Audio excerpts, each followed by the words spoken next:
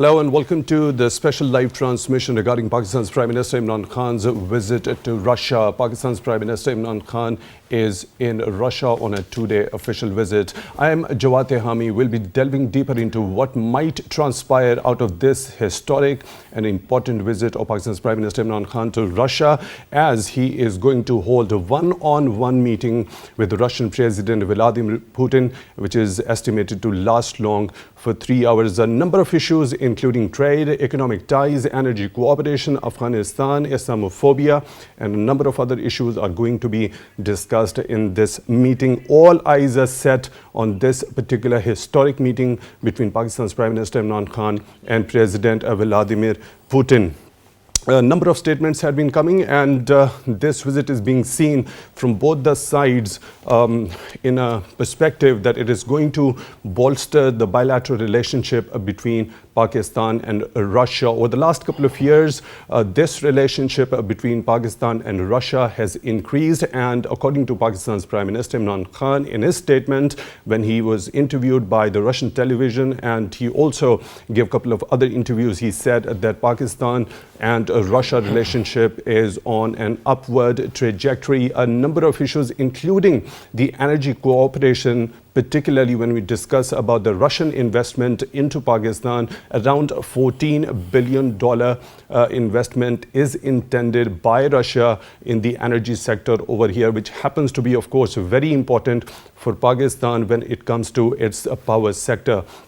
Then there could be a convergence of views between Pakistan and the Russian authorities when it comes to the strategy in Afghanistan, especially after the international coalition forces withdrawal back in 2021. A dire humanitarian and economic crisis is there in Afghanistan, and Pakistan and Russia have expressed the same views on the situation in Afghanistan. And to talk about what might transpire out of the very important meeting between Prime Minister Imran Khan and Russian President Vladimir Putin, I am joined by Mr. Lt.Gen. Retired Raza Khan, who is the former president of National Defense University, is joining me in the studio. Thank you very much for your time, for being at PTV World during this special transmission. I'll start the discussion with the prospects of what exactly might transpire out of this very much anticipated meeting between Prime Minister Imran Khan and Russian President Vladimir Putin. And of course, the duration of it is going to be 3 hours. Okay, Bismillah Rahman Rahim. I think what you said in the intro, that the whole world's attention is focused on this meeting, absolutely that is right. Despite some distraction, that has been caused by the Russian involvement in Ukraine. And in the past, some people have questioned the timings. My view is that I think the fact that this meeting is happening, I think it underscores the importance of the two sides, to broaden their strategic cooperation. And I think this has happened after decades of successful democracy, and there are a couple of reasons for that, and therefore postponement or cancellation of this visit was not appropriate. And there has been multiple contacts, both telephonic as well as physical, between the Prime Minister as well as Mr. Putin in the past, through either on the sidelines of some SEO meetings or in the Olympics. And we are aware, that since August of last year, Mr. Putin has called the Prime Minister, I think over 3 times, and even before that. Therefore, I think it was important that the two leaders meet face to face. The Prime Minister's appreciations of Mr. Putin's stance on Islamophobia, I think was the instant kind of energy that I think the people of Pakistan as well as the government of Pakistan desired, that Pakistan's and the Muslims' gratitude be communicated to Mr. Putin for his very clear stance on Islamophobia. In addition to that, we have common interests in Afghanistan. Russia has been supportive, more or less, of whatever our policy has been in the last 2 decades in Afghanistan. And the issue of terrorism is there, which is a threat both to Pakistan as well as to Russia. Also, as you made a mention, economic collaboration inside Pakistan is again in the interest of the two countries, particularly in the energy sector. And we are talking of the north-south pipeline, about which an MOU was signed in 2015. But subsequently, because of the US sanctions on Gazprom, which was initially going to undertake this project, I think there were some changes. And I think one of the major reasons, one of the major sort of tasks of the Pakistani and the Russian team is going to be to find out solutions to this problem. And I think one solution may already be there, and that is the Eurasian Consortium of Pipelines, which is a private company, and I think that is presently not under sanctions. Also, that the two sides have agreed, to change the sharing formula, wherein Pakistan and its government is going to be the operator for this pipeline, and it will hold the majority share, which is I think close to 74%, and about 26% or so will be the Russian holding. Our Sui Northern and Sui Southern gas pipelines, and I would also recommend that Mari Petroleum could be part of all this. And in addition to that, I think Russia was also interested, in developing our infrastructure, particularly the railways. So all these projects will be discussed, and I think a range of multiple issues, including President Putin's Eurasian initiatives, which is actually to link Europe and Asia, and which is also going to directly impact or affect the Chinese BRI and extension north of the CPEC from Pakistan.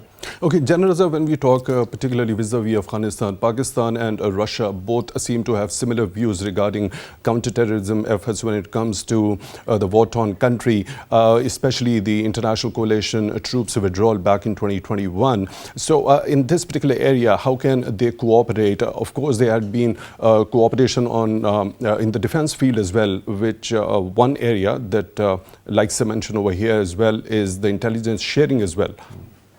Well, as you are aware, every year there is a physical counter-terrorism exercise between our special services and the Russian special services. On alternative years, their teams, they come here to Pakistan and our teams go there. And similarly, I think now the prospects of intelligence sharing have become much more brighter. And I think Daesh or ISIS is one group which in particular is posing a threat both to Russia as well as to Pakistan.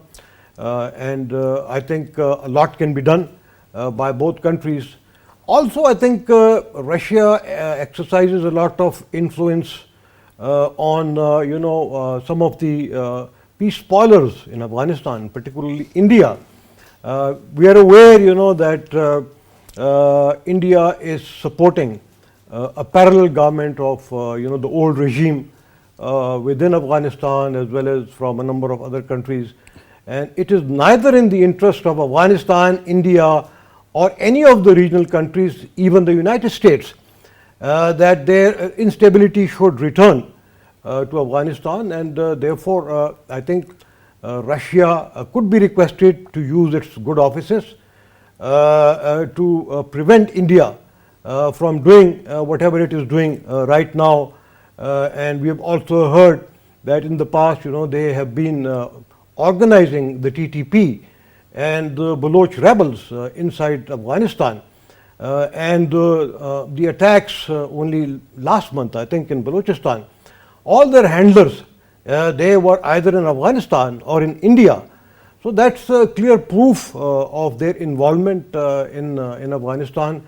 And I think the NSA would be most certainly communicating our concerns to the Russian leadership to make the Indians play a constructive and a positive role rather than destabilizing the entire region, particularly Pakistan and others.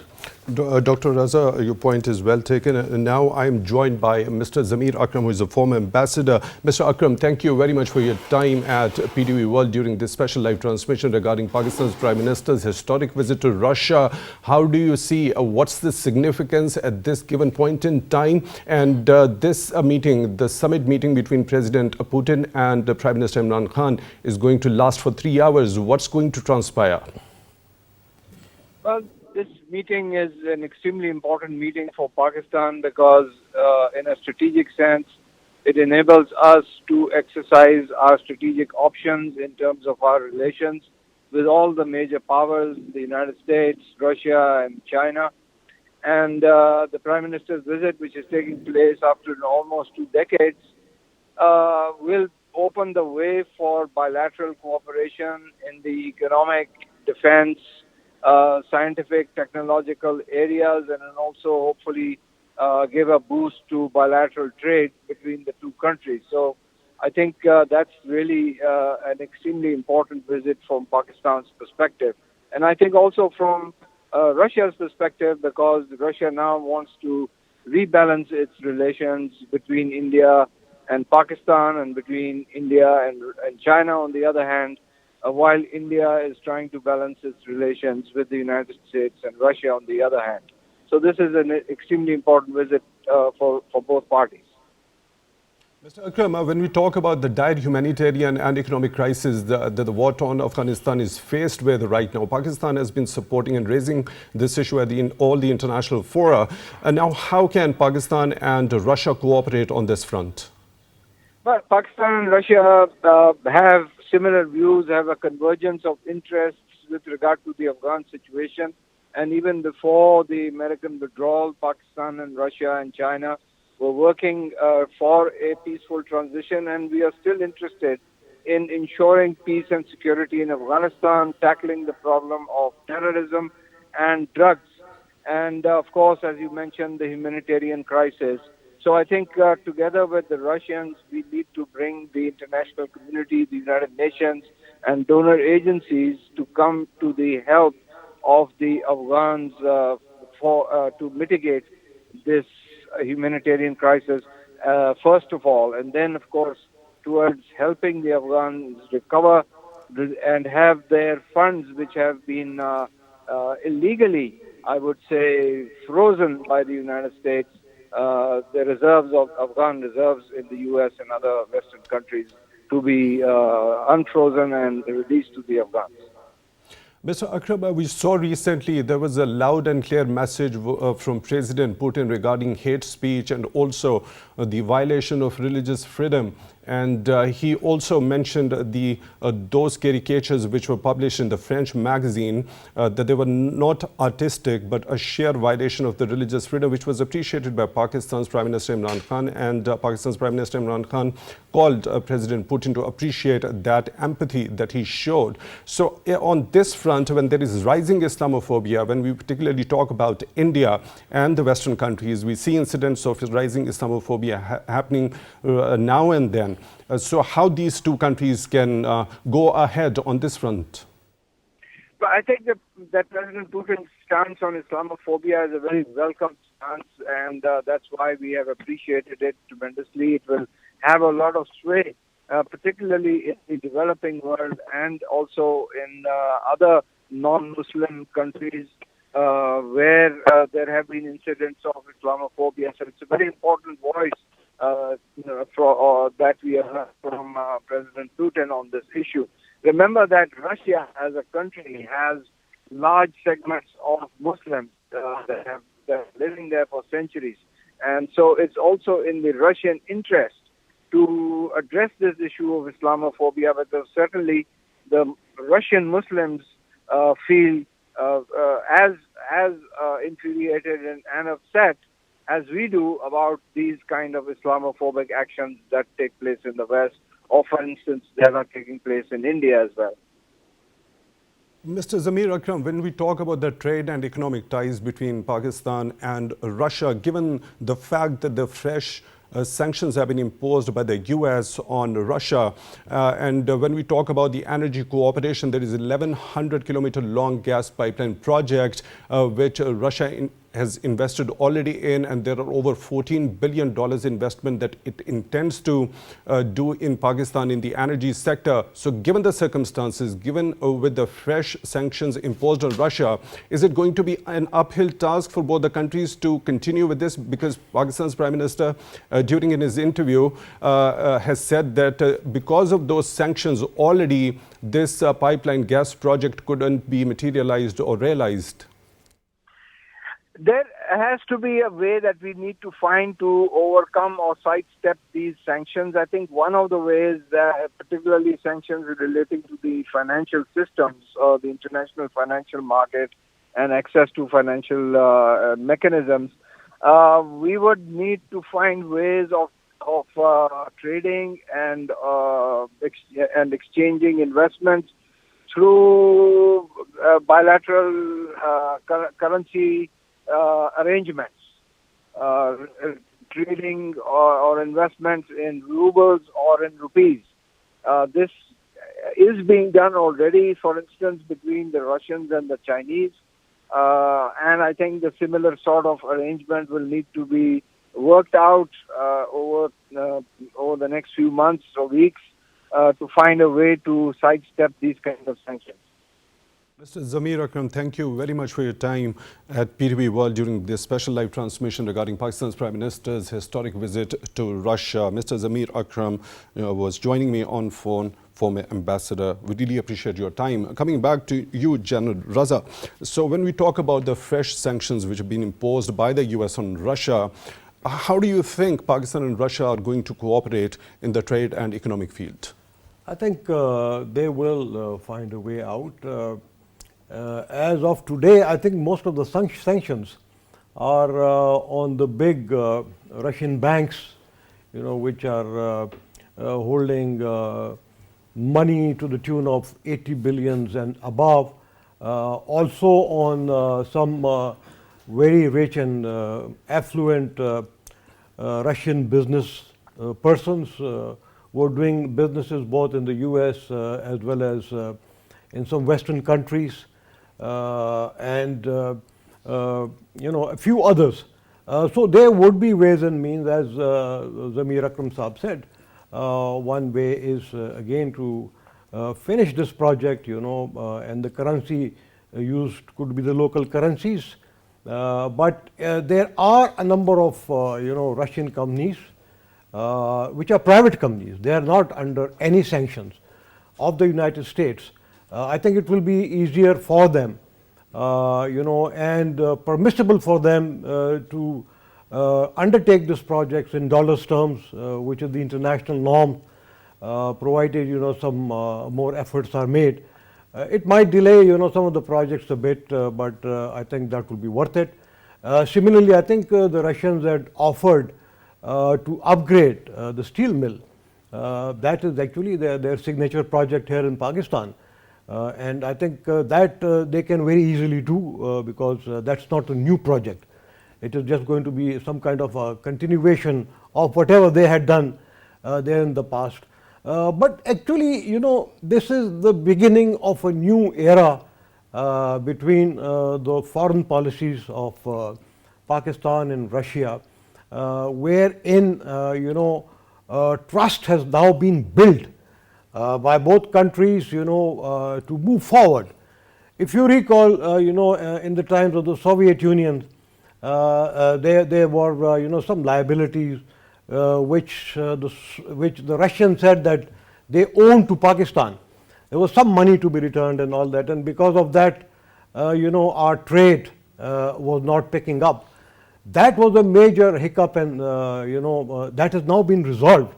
And now I think the level of confidence and trust has increased because of that, and the reason which I talked about, also because of the fact that India is now clearly with the Quad, and as such, it is a strategic partner more of the United States and less of Russia. And therefore, I think it is in the interest of Russia as well as Pakistan to open up, at least their economies to one another, and subsequently, they could even very seriously undertake defense cooperations, not in the form of military assistance to Pakistan, as we have been used to from the West, but defense sales, from Russia to Pakistan wherever we need it, because they are more affordable, and even some Pakistani products, they could be exported to Russia, and I think that is going to be again something very important, and it's not necessary that it should be a zero-sum game. It could be a win-win both for Russia as well as Pakistan, because if Russia is trading in defense equipment with India, and if India is also openly trading with all Western countries, particularly the United States, I think nothing stops Pakistan and Russia also to explore more this aspects, and then to serve our respective national interests and national security interests as well. So I think we should be expecting all these outcomes from this visit, regardless of the sanctions that may have been imposed. But very quickly, let me add to the sanctions. When we are talking of the pipeline which is linking Russia to Germany, I'm talking of the Nord Stream 2 pipeline. It's not easy. Even President Biden said that the sanctions will hurt Russia, but it is going to hurt Europe more and many others. That pipeline has been constructed by a consortium of countries. It is owned 50% by Russia, which is the Gazprom, and the rest is owned by Germany, by France, by UK, by Saudi Arabia, and a few other countries. So they are themselves also going to get hurt. Gas prices in Europe have already shot up. They have already shot up, and there is going to be, just while driving here to the studio, I heard that oil prices have risen, close to about $100 to a barrel. So of course these sanctions are going to hit Europe as everyone. well. This is going to hit everyone. It is also like to hit Pakistan. So what I'm saying is, that the world, including Pakistan, should be prepared for all this. And I think they are not sustainable for the West, to apply it for a longer period of time, because it is going to hurt them as well. So, General Raza, what are those other areas other than the defense cooperation or energy cooperation when it comes to the enhancement of bilateral trade volume between Pakistan and Russia? Because right now it stands at $800 million US. It's not even closer to $1 billion mark. Yeah, absolutely. I think, when you look at President Putin's Greater Eurasian Initiative, it is more or less the same vision which is being propagated or which is being supported by the Chinese from the Belt and Road Initiative. They want to bring the two continents together, and there is consensus of Russia and China on this, and Pakistan is a very important component of that. So let's say after full peace returns to Afghanistan, the northern or prong of the CPEC via the Central Asian republics could extend to Russia itself.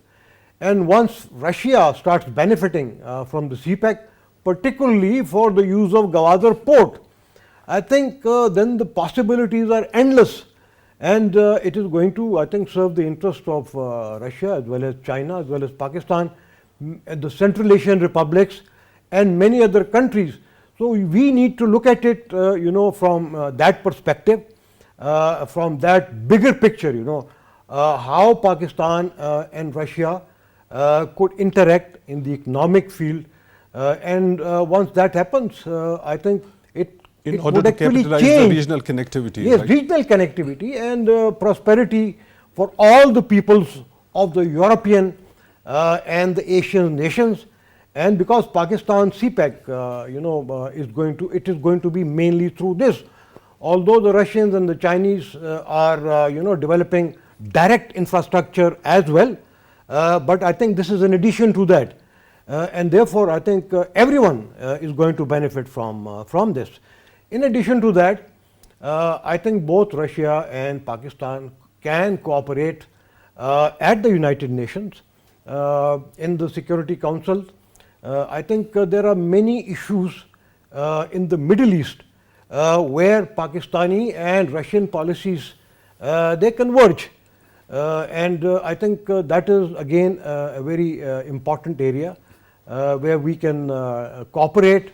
What And about Kashmir issue? Because it has been on the UN agenda since long, and after such a long time it was discussed at the UN Security Council. Russia being the veto member of the Security Council, how could Pakistan impress upon Russia in order to goad Indian conscience to stop its atrocities over there? I think it's Russia now realizes that the issue of Kashmir is it wasn't and it is no more a domestic issue of India. It is now an issue among three nuclear powers, which is Pakistan, Russia and India, and the people of Kashmir themselves. And the sooner a resolution is found to these issues, it will be in the interest of India itself.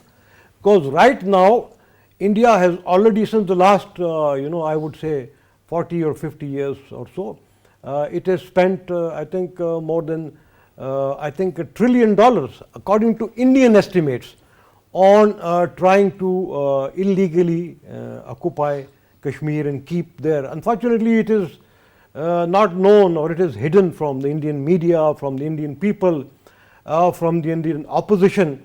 But that is changing now. It is changing, and because of the close relationship between Russia and China itself being now a party to the Kashmir problem, I think the entire calculus has changed, and I think Russia is not going to take the Indian side, whether it is in the Security Council or in the General Assembly.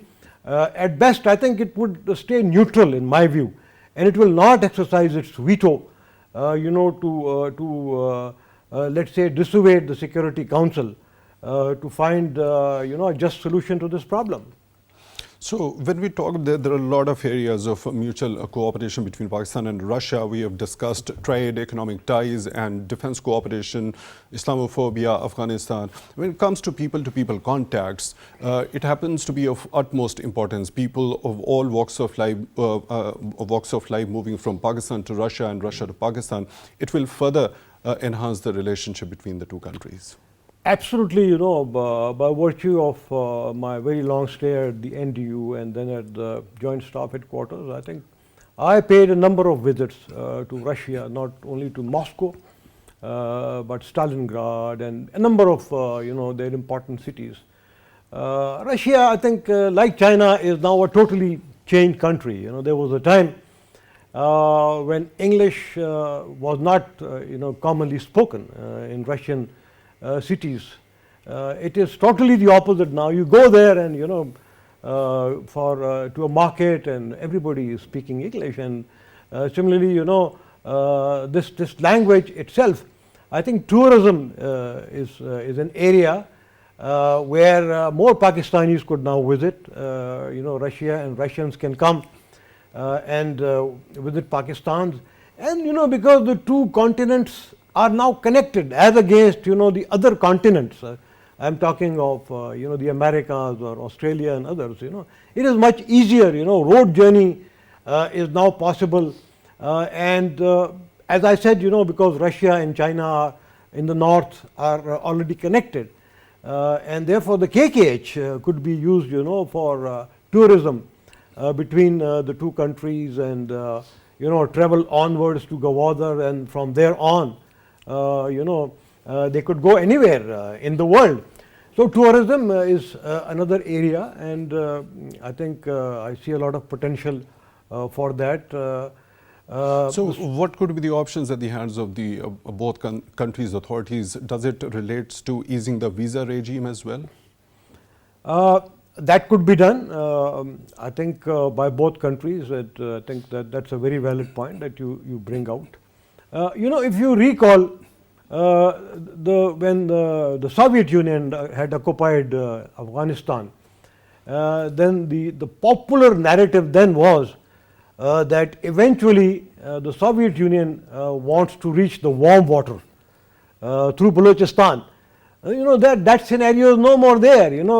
Right now, probably Pakistan as well as China and the people of Pakistan would want, that Russia should use Gwadar port and reach the warm waters.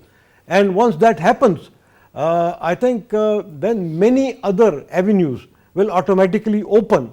It's not only trade, people-to-people contact, but a number of avenues would also appear, and I think it will benefit everyone.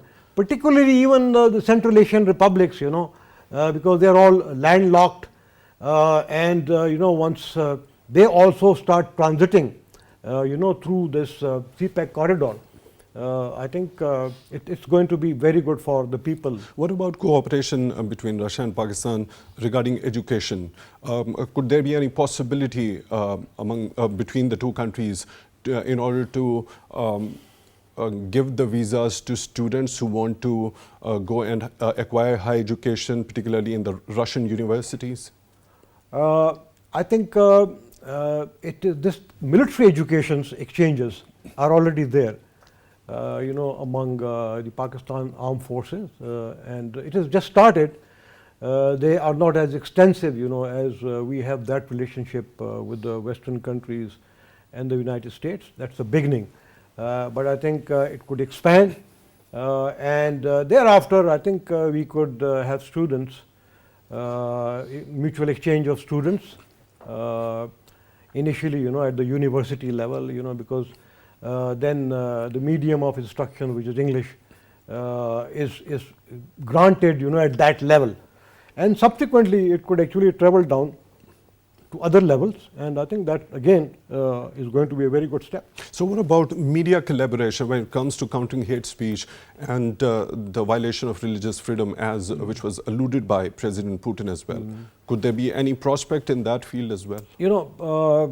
I usually watch Russian television, and I'm sure you're doing that too. It's very favorite, I think, in Pakistan, because their opinions, I find it they are never biased towards against Pakistan or towards Pakistan. They were never biased. I think when Afghanistan, when NATO was there in Afghanistan, and there used to be certain threats to Pakistan, whether they were economic threats or other threats, I think Russian television would come and inform what those kinds of threats to Pakistan are, to the security threats as well as other threats to Pakistan. And they would give a very neutral opinion on that.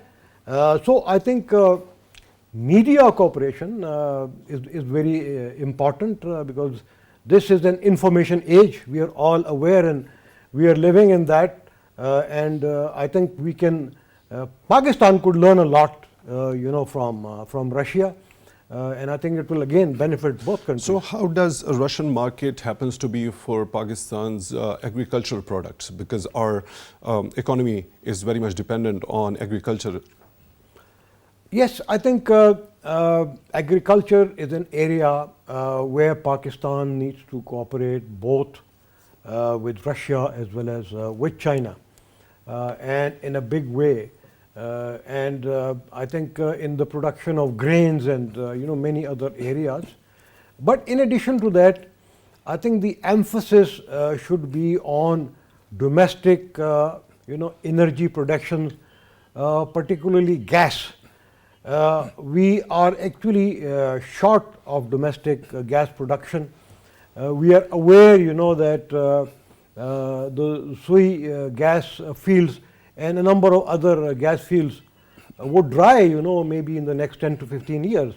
And therefore, I think Russia has one of the most extensive sort of experience in the production of natural gas and LNG.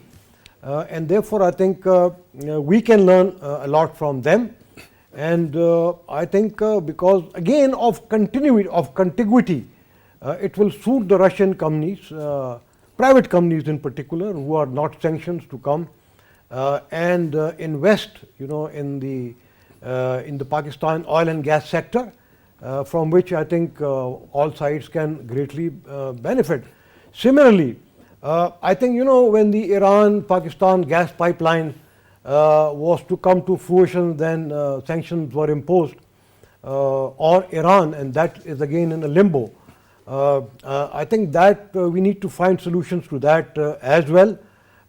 Both, I think, Russia, Pakistan and Iran could try and find some alternatives to that as well.